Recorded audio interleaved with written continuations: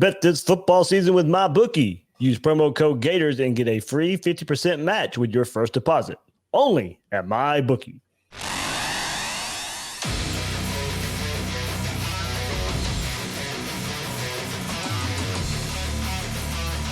Gators Breakdown, because there's never a dull moment in Gator Nation. The Gators Breakdown podcast is ready to go. I'm your host, David Waters, and you can find me on Twitter at GatorDave_SEC. And here we go, Florida, Arkansas, Saturday night in the swamp. Hopefully, all these other SEC games are getting canceled because of COVID, and we know Sam Pittman, Arkansas's head coach, has tested positive for COVID. So hopefully the storm rolls through. Hopefully Arkansas are all A-OK. Hopefully all the schools out there in the SEC are all A-OK and around the country as well with all this, positive COVID testing going on. Contact tracing is leading to a lot of these games being canceled. But for now, we'll throw out this Arkansas and Florida preview, because the game is still scheduled to be played. This seems like, if you listen through Arkansas, it just kind of seems to be limited to Sam Pittman. So looks like we'll get Florida, Arkansas Saturday night in the swamp. Return to Felipe Franks. And to talk about it all will be Pat Jenkins with his show, The Hill with Pat Jenkins. We'll hop on here on Gators Breakdown to give us a preview of these Arkansas Razorbacks, Sam Pittman being out, Felipe Franks, a defense that causes a lot of turnovers. So we'll get into all that with Pat. Really, really good, really good source there for Arkansas football. I've been on his show many times, and now he's going to get to join us here on Gators Breakdown to give us a preview of these Arkansas Razorbacks. So before we get there, remember you can get your own Gators Breakdown merchandise at ebay.com/str/Gators Breakdown. A lot of good options there. A lot of good options for some Gators Breakdown merchandise. If you want to show your support that way, all the listens that you guys bring, that's enough. But if you want to show some support in another way, get you some Gators Breakdown merchandise at ebay.com/str/Gators Breakdown. And remember, you can find Gators Breakdown at news4jax.com/Gators Breakdown. There you'll find all the Gators Breakdown episodes and News4Jax coverage of the Gators.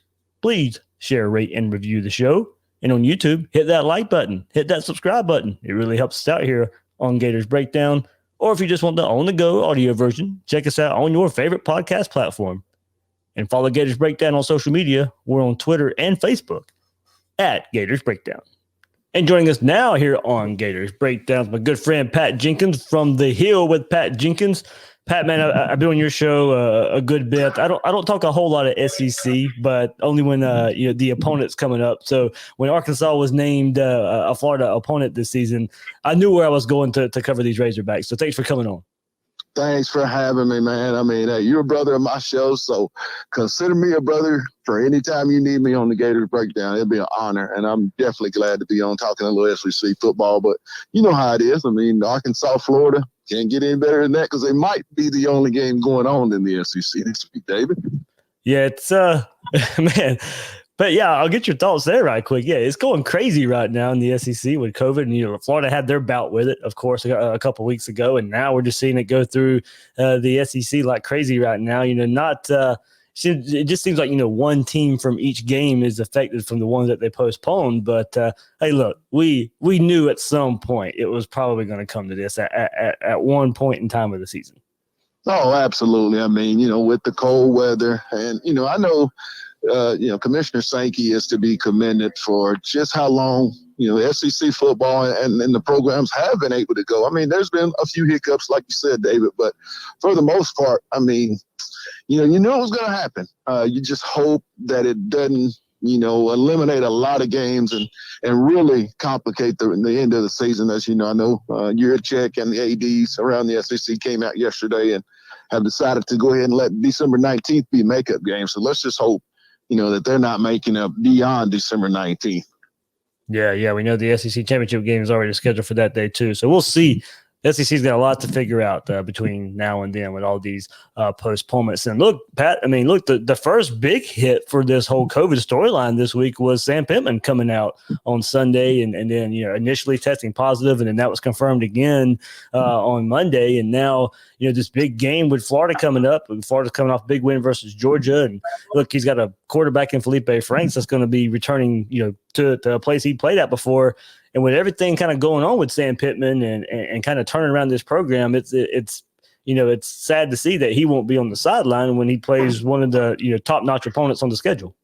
No, always. I mean, with the way the Arkansas, the fans, they embrace and they love Coach Pittman. I mean, for him to come down with the COVID virus, real unfortunate. But that's, as we say, that's just the new normal part of life that we live in. But at the same time, this team is going to play with a chip on their shoulder. For Coach Pittman, we had availability with Feleipe Franks and a couple other guys yesterday, and that's what they were saying. They're going to dedicate this game to Coach Pittman. So I see Arkansas coming out with a lot of emotion, but just for the most part, this team and program, they've been able to avoid the COVID, the COVID bug, if that's what it's called.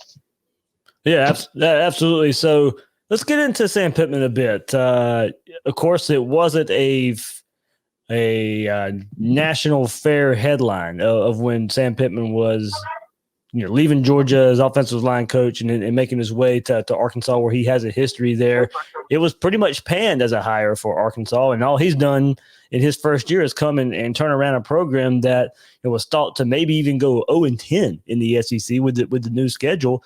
And now all he does is come in here and turn it around. Should be probably 4-2, but sitting at 3-3 right now. Just talk about him coming in, changing that Arkansas culture, and making a pretty successful team right now. I mean, it was a situation to where, in a story I like to tell people, I had a chance of being around Coach Pittman as the offensive line coach here at the University of Arkansas when he's under Bielema. And this was always a dream job of Coach Pittman to be the head coach here. So when he got the job, and he was always my first choice, even before Coach Morris and that debacle. I mean, it was Sam Pittman, and it was based on what I had seen and how the players gravitated to him and how the fans gravitated to him. And this is an offensive line coach that most of Arkansas really understood and could connect with. And just, to have him be able to get this opportunity, which a lot of people around the country, they weren't big supporters of this hire. But if you knew Sam and you had a chance to be around him, you knew that this program would definitely turn around, because he's about physicalness, he's about family, and the kids have fun. Yeah, absolutely. Sure, like they have fun, and look, he's one that likes to have fun too. You go back to all his recruiting stories at Georgia, and then all his sayings and jukeboxes and all that kind of stuff that you see with him now. I mean, he's got it going on. You can definitely see why he's so approachable, and these players want to play for him. Absolutely, and David, let's also credit the staff that he put together. I mean, Barry Odom, Kendall Brown, Sam Carter, a 29-year-old up-and-comer that was a great defensive back at his time at TCU, goes and gets one of the elite junior college coaches in Ryan Rhodes, gets Jimmy Smith, running back coach from Georgia State. But everybody in the area of Atlanta, Georgia, they understand who he is, and John Cooper, proven guys. Brad Davis, whom Coach Pittman recruited to Oklahoma, coached, and has been, a mentor in his coaching career in life. He was on the Florida staff at one time too. Yeah, yep. The guy you guys down there in Florida, you understand about Brad Davis. So the staff and the way that they're able to teach these kids, I think there was a big time disconnect, David, in how these kids were taught the scheme and just life in general. And these coaches have come back and instilled a hope and a belief, and you can see it when Arkansas takes the field. I mean, look at last Saturday night. Arkansas goes in at halftime down to Tennessee at home, 13-0. This time last year, that team would have given up. But it's a new era, a new team, and it's all a credit to Coach Pittman and that staff he's put together there at Arkansas. And part of that new era is part of an old era at Florida. With one Felipe Franks, the quarterback, used to be at Florida, now at Arkansas, and is really putting up a pretty good season there. And coming off of an injury last year, he transfers to Arkansas, of course, with Kyle Trask having success at Florida. Man, just tell me what you think about Felipe and him coming in. Didn't get the spring. I know everybody was excited to see how he would have a spring practice there, but no spring practice, and he's come and really helped this Arkansas offense turn around a bit. I liken Feleipe Franks here at Arkansas for Sam Pittman as just a match made in heaven. It was a situation where Felipe, I believe, was looking for a fresh start coming off an injury. And, not a lot of love, when he left Florida from the fan base, from, what you hear through the media. And then, for him to come here and get a fresh start, he's a guy that's been there, done that. He has been a 10-3, quarterback, was an undefeated quarterback when he went down against Kentucky. So, and, David he was always a representative down there at SEC Media Day, yep. Where those 42 players that were highly thought of show up, and Felipe was there. So, but being here at Arkansas, he's a young guy. He's an older guy with a young team. And these guys, they look up to him. They absorb all of his knowledge, everything he says. And he's just, created a family and a good culture. Having Felipe under center is the most stable this program at Arkansas has been at that position in quite some time. Pat, I'm glad you said that about him too, because one thing, and it doesn't matter what the fans think out there, Gator fans, we do know the whole time he was here, he was beloved and respected by his teammates and the staff. That's part of the reason he was starting over Kyle Trask. And we could all go back and say, Trask maybe should have been starting the whole time anyway. But there was something about Felipe that gravitated the staff and his teammates that they rallied behind him and played for him. And it looks like the same thing's happening at Arkansas. Yeah, and that's one thing that Coach Pittman and the staff, that's what they saw in Felipe, is his leadership ability. And like I said, this position has not been very stable at Arkansas. Felipe does that. He puts out a calming approach to this team. Like I said, they were down 13-0. And if you don't have a Felipe Franks, you talk about Malik Hornsby. He's going to be a good one, true freshman. JJ, he's going to be a good one. Or KJ Jefferson, but at the same time, you don't have that experience, and that's what he does. He's a calming presence in the huddle, and for that entire football team, both offensively and defensively. The impact he's had on this team, David, I can't put into words how much he really means to that team. Awesome to hear there for the former Gator. Let's get into weapons around him a little bit, man. Pat, Treylon Burks, that boy's having him a season right now. And I tell you, to see me, he's coming off a really good game last week versus Tennessee. What's he bring to the table? Because if we go to the early part of this season for Florida, there was a wide receiver that gave them trouble over and over again, in games 1, 2, and 3. And now you go against Arkansas. Florida's been able to identify a receiver against Missouri and Georgia and not let one go off. But if one's going to go off for Arkansas, it looks like the Burks would probably be that guy. David Waters, explain to me this, because I'm still trying to play this in my head. Think about this. He went a season without a touchdown. He went his freshman year without a touchdown. Tell me how that can happen.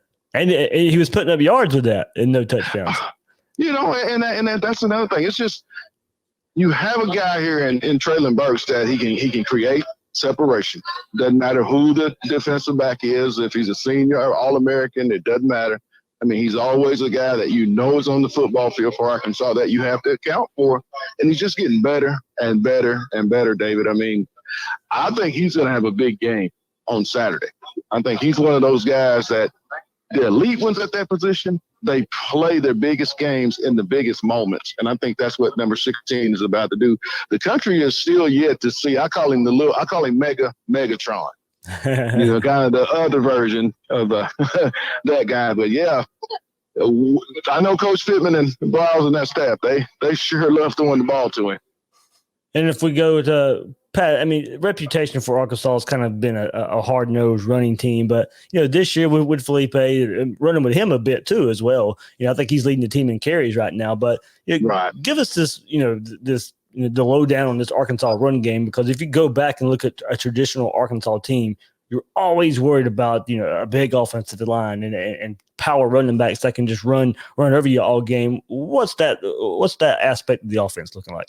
Work still in progress. Yeah. And I think they're still learning the physicality from Coach Pittman and Coach Davis want at that position. I think they're still understanding that they can be a great offensive line. I mean, people realize, sometimes I think people forget that this was an offensive line that paved the way for 1,100-yard running backs and Rakeem Boyd, but it's a different offense. And Coach Pittman's about physicality, and that's what these guys are still learning. He challenged him a couple of weeks ago, David, in a practice, and over the last 3 weeks since that challenge, you've seen, I think they're averaging above 150 yards, but this is still an offensive line that you're still going to continue to see grow because, as you got a sophomore, 2 redshirt freshmen, a third-year sophomore, and Noah Gatling, who's coming off an injury. So it's an offensive line still trying to also get its chemistry right. So that's still going to be something, I think, even at the Florida game. I mean, they're going to have some busted plays, but you'll also see like glimpses of just that offensive line for the future going forward. All right, Pat Jenkins from The Hill with Pat Jenkins joining us here on Gators Breakdown as we shift to the other side of the ball before we wrap up here. Man, Pat, I tell you, Barry Odom was getting a whole lot of praise, just like Sam Pittman, early on in the season, of course, and his defense has kind of just surprised everybody with the way they're playing. Now he's going to be the interim head coach for this game, of course, with his experience back at Missouri. What has he brought to this defense, and how do you see that kind of shifting over as him being interim head coach this weekend? He brought energy. And he brought a know-how, and he brought a want to. And these kids love that. And he's letting kids that are able to make plays. And I think that's the biggest advantage that he's brought to this team defensively. I mean, Barry is he's that dude. He's that coach that can walk out on the field and you instantly if it's not Coach Pittman, it's Coach Odom energizing that football field. And it's really fun to see how he gets that defense fired up, because same talent as last year and the year before, pretty much, just a different infusion of passion. And that is a total credit to Coach Barry Odom. There's a reason, that LSU tried to hire him away about a week after he took the Arkansas job. And there's a reason he's continuously talked about for, possible head coaching jobs at the Power 5 level that may come open, because the guy knows football and he's definitely a teacher of it. What do anything you expect maybe different, kind of just kind of continuing the same trend from Pittman with him being the interim head coach this week? I mean, I think so. Yeah, I think so. I think he's, all these coaches. That's the good thing about it. Why you like Washington Davis, that they all have Coach Pittman's vision. So it's so unbelievable to watch. He believes in toughness. And he's going to coach, and he's known Coach Pittman for over 20 years. And he's, this team is going to, and coaching staff are going to coach and play with a chip on their shoulder. And they've all said they're going to play for Coach Pittman. So, I don't know what version we're going to see, but I think we're going to see a very inspired version of Arkansas football team. Well, players that do look inspired and play with a chip on their shoulders, those linebackers, Bumper Pool, which might be one of the best names in college football, and Grant Morgan, those 2 linebackers right there have been on a tear recently. I mean, I tell you what, Pat, I mean, those guys out there, not really highly thought of, not highly recruited, not up there and, all SEC mentions, but by the season's end, they may be on some all SEC list. Absolutely. I mean, and what can you say about Morgan? I mean, this guy walk on, and basically why they say in the sports world, David, you get it out the mud. That's basically what he's done. I mean, being able to make plays, not the biggest of linebackers, but I think there's not a bigger heart in the SEC playing that position. And then Bumper Pool. I mean, Bumper came in highly recruited, highly thought of, but I think it's just a system. And the change of how Barry Odom are starting to use the linebackers in more of a gap scheme. I think that's where they're starting to really, really, really exceed. And I only see them getting better. But the one thing I really like they've improved is their cover skills. These 2 guys weren't very good. When you send a tight end or a back out of the backfield the previous past few years, but now Bumper has an interception. Grant Morgan has a pick 6. So you really see the development, and that is also a credit to one of Sam's coaches, Ryan Rhodes. linebacker coach, just a lot of overall development with this program. And like I said, if you're a Razorback fan, you got to be excited for what this defense can be in the future, because it's a fairly young defense for the most part. Well, you talked about those two guys being better in coverage and getting interceptions. Well, the whole team or the whole defense, Pat, has been doing that. Arkansas leads the country, 12 interceptions on the season. Going to be interesting to see if they can create some of those versus this Gator passing game in contrast. I think it's going to be key in this ball game how Arkansas secondary defends Mr. Tony and the crew. And you're going to have to get some pressure on Trask. If you can't get pressure on Kyle Trask, I think, and we saw evident with that today at him. It's real. If you can't get pressure on that quarterback, especially a good one like that, it's going to be hard to slow down that offense. And we know under Dan Mullen, Florida's putting up points, but I really do think the biggest key is going to be Arkansas secondary versus that receiving core, Florida. Pat, last thought here. Give us a Gator thought. Look, you guys with Arkansas had to play Mississippi State every year, led by Dan Mullen. What have you seen from his time at Mississippi State and transitioning now to Florida and the success he's having at Florida? The way he develops quarterbacks. Yep. I think in his offensive innovation, how he's able to take a quarterback from year to year, and they might be of different skill set and still have a productive offense. And then, you see his teams play with passion. And he's always a stickler for a great defense. That's the one thing I know about Dan Mullen. He's going to be innovative on offense, and he's going to have a pretty sticky defense to go along with that. Plus a pretty salty special teams. Just a all-around, solid program. All right, that is Pat Jenkins from the Hill with Pat Jenkins there, giving us the great Arkansas preview here as the Razorbacks and Gators meet up Saturday night in the Swamp. Pat, man, I cannot thank you enough for joining Gators Breakdown, and man, I hope we get to do it again. All right, Dave. Hey, look forward to having you having me on anytime, man. Give me a shout. All right, see you later. Late fall starts for college football, the NBA bubble, UFC Fight Island. It's clear 2020 has been a year unlike any other, which is why you need a sports book with offers unlike any other. Get some skin in on the game with MyBookie, where odds boost, lightning deals, and free bets await all season long. And with Turkey Day right around the corner, there's really no better time to feast on some NFL action. Whether you're a first-time customer or have been playing with MyBookie for years, there's no shortage of value to be found in thousands of games online, their game lines, unique prop bets, and contests that they offer every week. Sign up or get reloaded today, find an edge, make your bet, and get paid. They also boast a fully fledged casino platform, giving you access to all classic table, slot, and card games you'd expect to find at your local spot. And the best part is, at MyBookie, the doors never close, so you can continue to build your bankroll even after the games are over.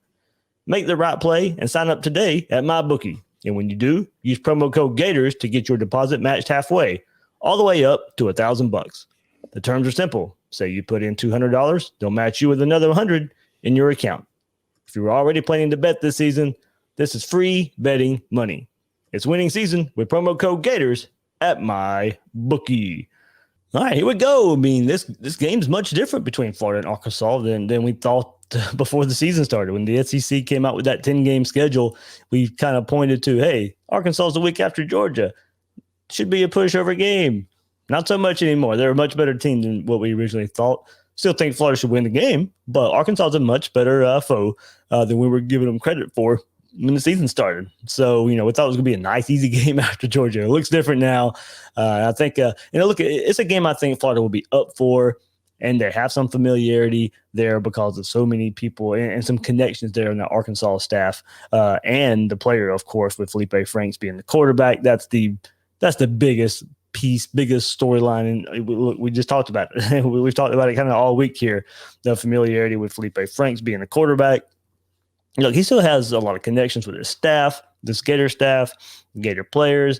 There's a lot of familiarity there, and I think a lot of emotion goes into it for the Gators too. I don't think there will be any problem whatsoever for Florida to get up for this game, it being the week after Georgia.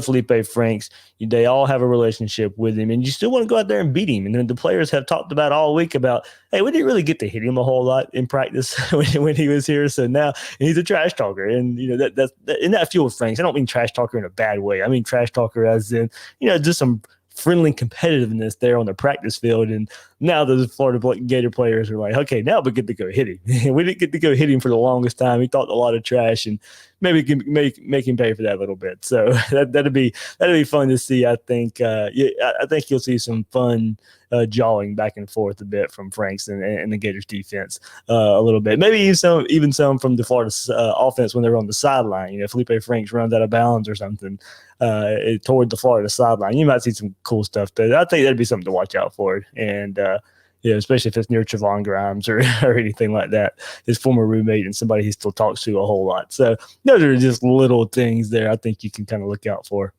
with Feleipe Franks is on the field there. So also Kendall Brown, offensive coordinator for Arkansas, was the offensive coordinator for FSU last year. So you've already kind of prepared for what you see with his offense and what he likes to do.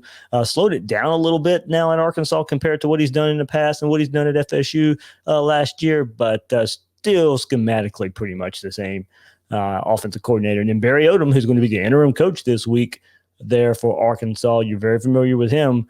Was the head coach, of course, at Missouri. So a lot of familiarity there, a lot of things to look at and how he likes to do things. And, we'll see how much he changes just in one day, 1 week. You can't change a whole lot. Don't get me wrong. They're going to still follow a script that they've been pretty much playing all season. But still, maybe some tendencies you can kind of pick up on.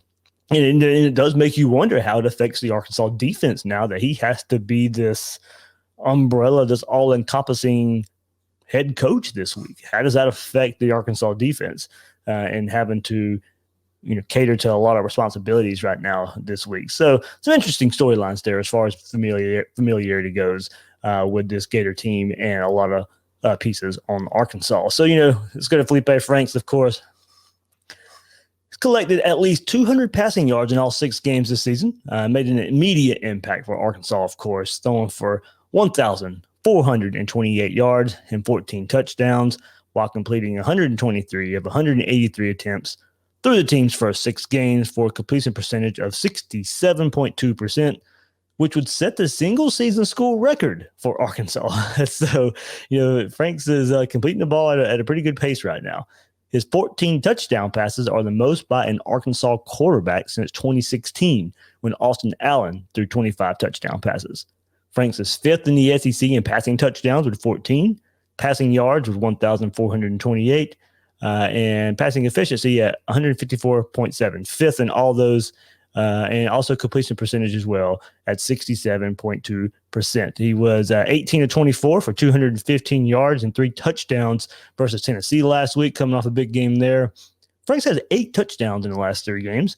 Look, he still likes to rely on his first read a bit too much, something we saw at Florida a whole lot. That first read's not there. Maybe get him in a panic a bit. He still likes to throw short. He can launch it, as we know, but not a lot of success there. So we'll see how that Florida defense matches up there. But, this offense also just has him throwing short. So that's the biggest beneficiary for him is playing within a scheme that, like Dan Mullen, has adjusted to him and not asking him to do a whole lot. He still uses his legs a bit too. So, look out for that. At least the team in carries. So still something to look out for our Feleipe Franks legs. Favorite target. I mean, in him throwing short, the biggest beneficiary has been sophomore wide receiver Treylon Burks. He's 64 yards away from reaching 1,000 career receiving yards. So just, as a sophomore there. So, and he snagged 4 touchdowns in the last 3 games against Tennessee last week. 5 yards shy of recording his 3rd consecutive 100-plus yard receiving game. Someone Arkansas uses in every aspect, so you could see him catching, running, throwing. So keep a lookout for creative ways to get the ball in his hands. His 6.2 receptions per game ranks 7th in the SEC and 40th nationally. He's also 5th in the SEC, averaging 92.2 receiving yards per game, 7th in receiving touchdowns with 5, and 9th in total receiving yards with 461. So pretty good weapon there. We saw Florida struggle with the wide receivers earlier in the year. Kind of calmed that down a bit in the last couple of games. Not one wide receiver. A lot of it due to bad quarterback play, of course, too, but not one receiver being able to go crazy on this Florida defense in the last couple of games with Missouri and Georgia. And here's something very interesting about this Arkansas offense right here. They've started slow this season in the first half, but have been pretty good to start the second half of games. Razorbacks have taken their first possession of the game for points just one time this season, driving 87 yards against Texas A&M. So in the first 6 games of the year, the offense has picked up 7 first downs and 139 yards, only 23.2 yards per game in that first drive of the game. But halftime adjustments there. Kendall Brown's making some really good adjustments. The Arkansas offense has taken their first drive of the second half for points in 5 of the team's 6 games, including touchdowns in 3 of those games. So look for Florida, and a kind of good thing here for Florida, with the slow start from Arkansas and the fast start this Florida offense is usually getting off to, you look for Florida to build an early lead and then see if Arkansas can claw their way back like they have multiple times this season. And kind of the script we've seen from Florida too, a good bit this year, get up and the teams kind of claw their way back. All right, that follows what Arkansas does to a T. So we'll see if it follows. Both teams have if the trend continues, that's exactly what's going to happen. Florida's going to get up big. Arkansas is going to come back a bit. Get up enough, kind of like you did in Georgia last week, where you put up a whole ton of points in the first half, and it doesn't really matter. So we'll see how that goes. But both teams kind of opposite in the way when they are putting up points. So, but look, much like when he was at Florida, Franks is better, in an offense that likes to run about as much as they throw, if not more. They don't ask Franks to do a whole lot, pretty much play it safe a lot. Franks is he's taking care of the ball for the most part without so many risks, and part of that is due to Feleipe, and this all they're not taking a whole lot of risk due to Feleipe, and this all sets up for Florida to have some success on third down as a defense, as Arkansas ranks 11th in the SEC and 87th in the country in third down conversion percentage. They're also 11th in the SEC and 92nd in the country in giving up tackles for loss. So they try to run, not really great at it, only 138 yards a game. Franks leads them with 72 carries, while their 2 main running backs, Smith and Boyd, both have 70 carries on the season. So those 3, Franks, Smith, and Boyd, combined for about 3.5 yards a carry. So not a lot of threat there in the run game. So much like what we saw a couple weeks ago versus Missouri, play some more aggressive man coverage, especially given that Arkansas likes to mostly throw safe, short, tackle well, don't have a whole lot of yards after the catch. Arkansas is not going to key with the ground game, so I look for a pretty aggressive approach for this Gator defense. Gator defense there. So we switch it to the other side of the ball, and Arkansas.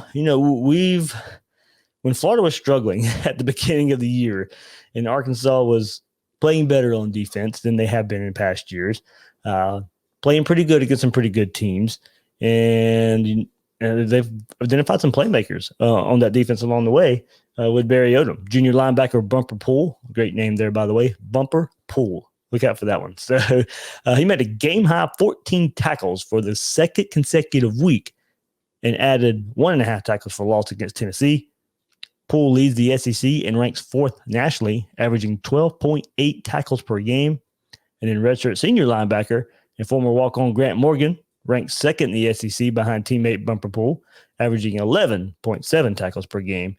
But he leads the team with 70 tackles. You heard Pat talk about how important these guys are for Arkansas, and they're just stat machines, tackle machines right there for Arkansas. So you could say their linebackers are getting those numbers due to in part that their defensive line not getting as many tackles and helping in rush defense.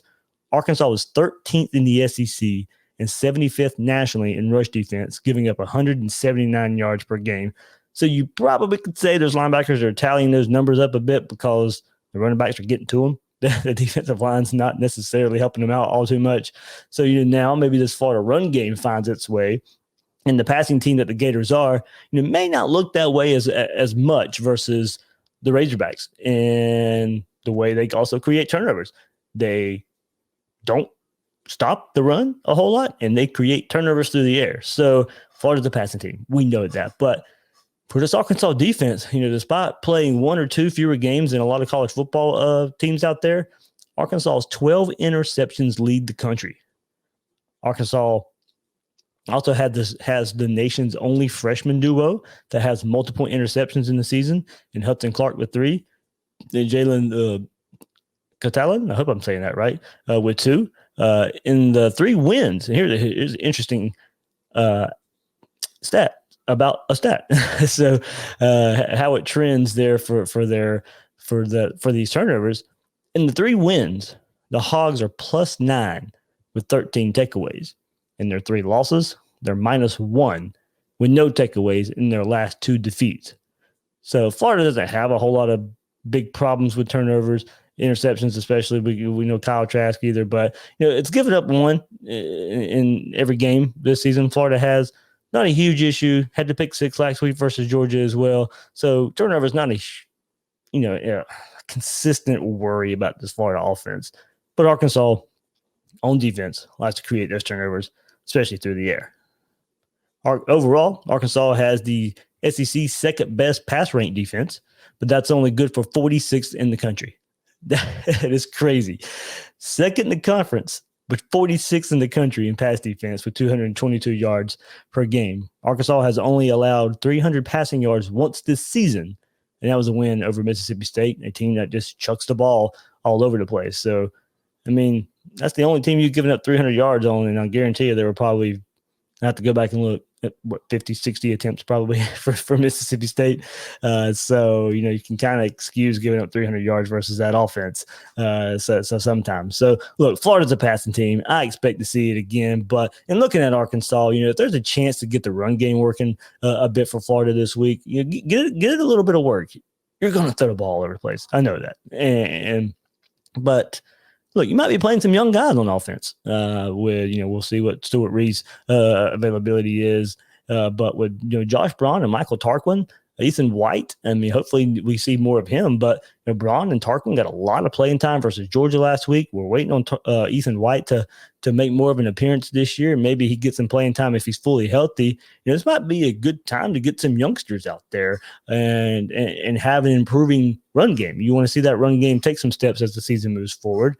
And now against a defense that has given up some rushing yards all year, maybe we see some young offensive linemen out there who played pretty good last week. Get them out there for the second week in a row and can kind of continue to build on what we saw last week versus Georgia. But we know Florida's going to go pass for a whole lot of yards.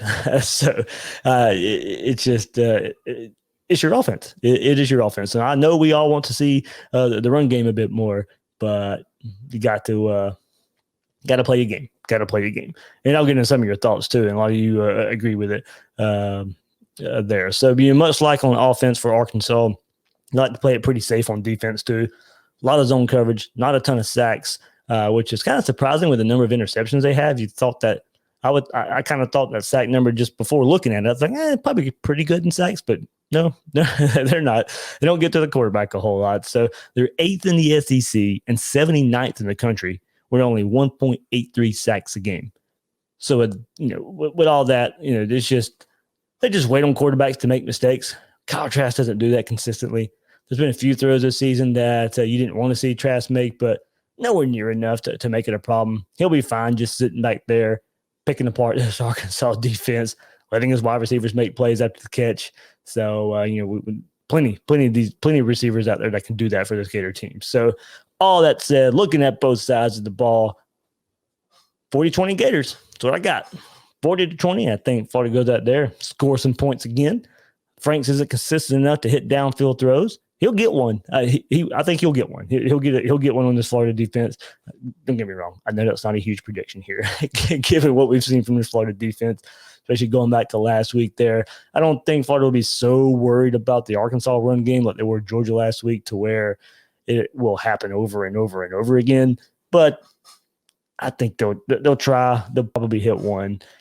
Gators to make some adjustments, I think. And I don't think you'll see him get bombed away over and over and over again. Does Franks have the arm to get it there? Yes. Does he have the arm accurate enough to get it there? Stats say no this year. So I think defense gets a lot of pressure. And that's part of it too with Franks. I think defense gets a whole lot of pressure in this game that affects Franks. He's been sacked a whole lot this year. Trask would, I think Arkansas has given up the second most sacks this year. So we'll see, where that goes. I think Trask will continue to do what he does. I'm looking at the run game to have a big day, along with the pass game as like an overall offensive kind of day here. Best day of the season for the Gators on offense. maybe as far as just if you want to take a look at the complete picture offense. Yeah, it may not be as explosive as what we saw versus Ole Miss, Missouri, or even the first half of Georgia last week. But I think maybe overall, you'll go and look at this game afterwards. You'll look at offense, or you'll look at the run game and the pass game, and say that was a pretty good, successful day for the Gators. So 40-20 Gators. That is the final score I got for my prediction here for Gators versus Razorbacks. So let's get into some of your guys' thoughts here. Oh, here we go. No decision. Sorry about that. Lance says blowout by the second half so that we can get young guys experience. I want to see Princely go to work and more of Iverson comment. And look, I had already brought up some young offensive linemen that may be in there anyway because of some injuries. But there's still some room to fit those guys in there as well. So you may be able to go deep into the offensive line as well. Definitely want to see more of Princely. We've seen some explosiveness from him in some limited time as well. But also, look, I mean, as much as Jaden Hill's out there playing and Rashad Torrance is out there playing,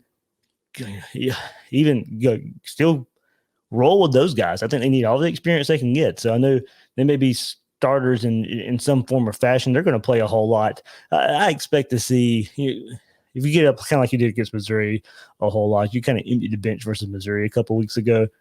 Hopefully, I think something kind of similar here with this one. Kavin Harris says, I want us to continue building on the steps taken the last 2 weeks. Play physical and stay aggressive at all times. Keep improving. Tim Collins on defense, 2 turnovers and minimal damage from the deep ball. And offense, a significantly smaller or no drop-off in production in the second half. So kind of 2 thoughts there. One from Kevin saying stay aggressive. Tim saying significantly smaller or no drop-off. I think a lot of people want to see that. If there was only one negative takeaway last week from the Florida-Georgia game last week was the maybe taking the foot off the gas pedal versus Georgia. Ran some shorter routes, a lot of hitches, didn't necessarily test down the field like he did in the first half. So that's part of play calling. I think that kind of bleeds over into what, Trash doesn't necessarily. I think Trash likes to go there. He's got a little bit of gunslinger in him. And I think when you try to dial him back down a little bit, I think that affects him mentally a good bit. So, we'll see where it goes from there. But I agree. And even if it takes it to the point of you're going to go get some younger guys, some kind of like how Spurrier used to do, you put the younger guys out there and just let them go play the game as well. But yeah, I see a lot of the fans wanting that killer instinct for this Gator team. Hopefully we see it. Hopefully we see it here. Chomp Central says, I want to see a focused team that doesn't let the Georgia win get to their head. We can't take any game for granted, and this is no exception. Grantham knows Franks' weaknesses, and we need to exploit them, put him in uncomfortable situations. Limit the big play will be key. I agree. And to me, when you look at this Gator team, that last part here, limiting the big play will be key. That's pretty much the only way you're going to beat this Florida team with the way the offense runs. Florida's going to put up points. You got to limit the big plays from the other team. If we've seen, if this Gator defense isn't going to be great, which they probably won't be, we've seen enough now. If this team is to get beat, it's going to be because the other team's hitting big plays. Other teams in the games Florida has won, you've seen them be limited because they're taking up a whole lot of time, or they're having to fight from behind a good bit. And we've seen Florida kind of rope teams into having these long drives late in games that really won't amount to anything. But, the game Florida lost to A&M, it was big play after big play after big play, much like we saw in some other games too, especially the Ole Miss game.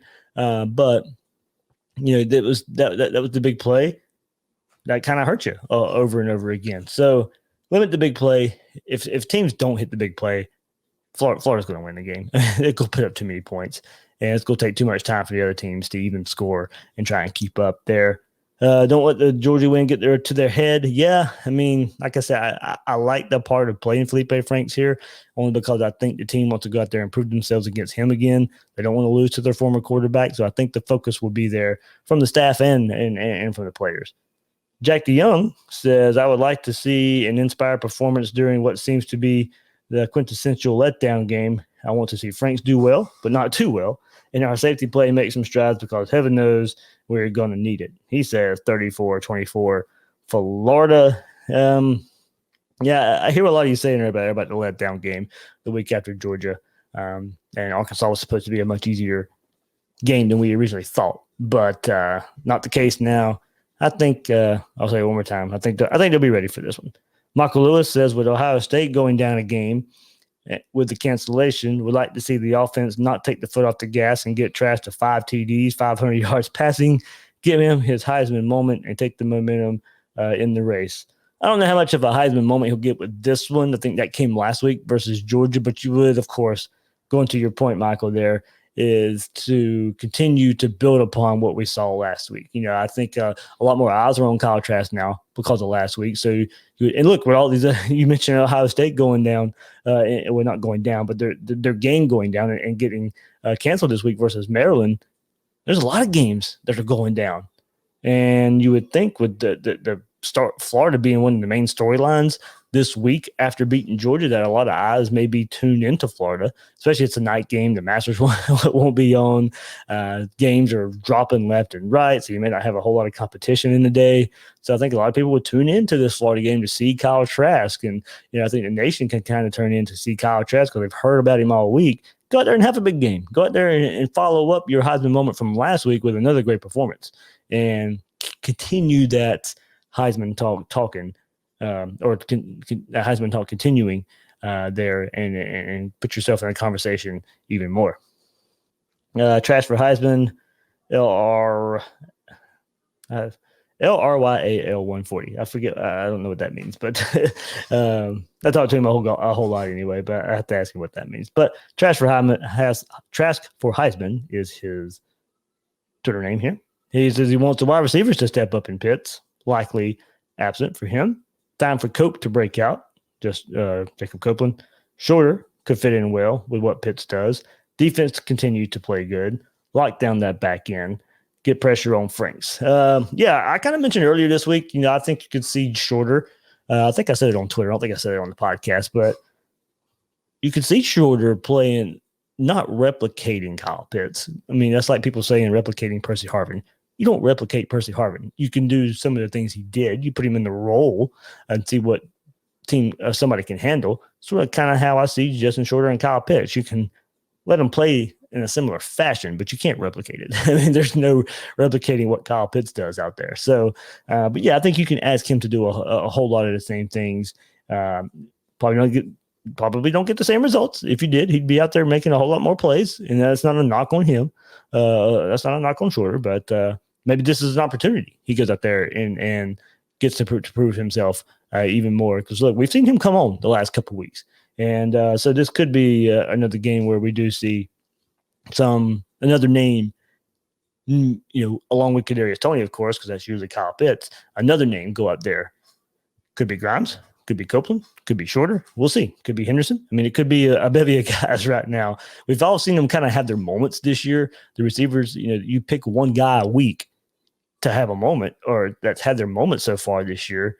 And look, it's kind of been taking turns. Of course, it's been led by Pitts and Toney, but there's games out there you can point to where Twint Whittemore had a big impact. Xavier Henderson had some kind of impact. Justin Shorter has some kind of impact. Jacob Copeland has made some kind of impact. So, this could be another one of those games where Kadarius Toney is going to need a little bit of help, more so than he did or has needed in the past weeks, and you get it from somebody else. Bull Gator says dominant both sides, both lines of scrimmage. Franks has been sacked more than any other SEC quarterback.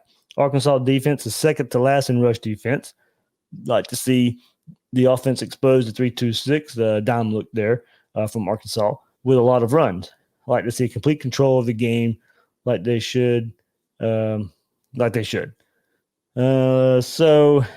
dominant lines of scrimmage. I think we since Kyrie Campbell's come back, I think we want to continue to see that defensive line make plays. And Felipe Franks has been sacked a whole lot this season. We know he likes to run into pressure. He did it here at Florida. He's doing it there at Arkansas. Doesn't really step up in the pocket. Looks to the outside to run and will run into a sack. Still does that. Maybe this isn't a game where Brenton Cox can be there around the edge and take Franks down a couple times there. So look for some look for that.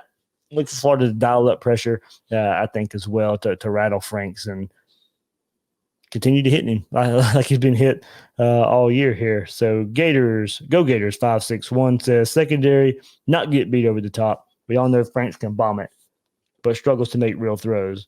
Don't let them beat us deep one time. So I think they'll get one. You learn from it. You don't let it happen again.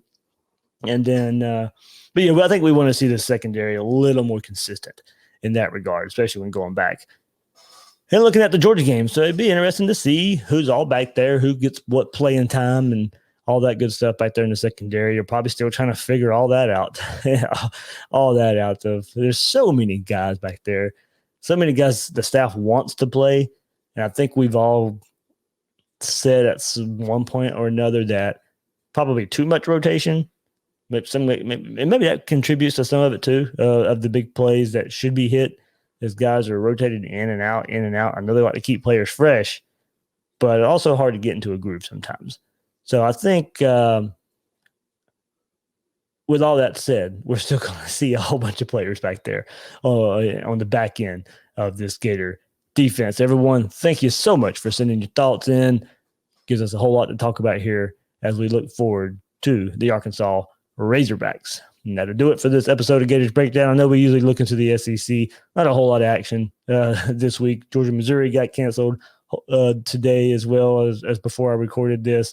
So we'll see what all happens. Not many games this week of consequence out there for the SEC. So all eyes on Florida, Arkansas for us this week, of course. And we'll see what all comes about through all these postponed games for the SEC. Could be a big storyline moving forward of how the SEC figures all this scheduling out. So as much as we think we know Florida's schedule right now for the rest of the season, I think everything's probably safe up until that LSU game that's tentatively scheduled for the 19th? No, 12th. That game scheduled for the tentatively scheduled for the 12th. I don't see how you can make Florida and LSU play and not Alabama and LSU that should have been played this Saturday. It's kind of weird to me that a division game would be not played over a cross-division game, but we'll see. We'll see what the SEC figures out.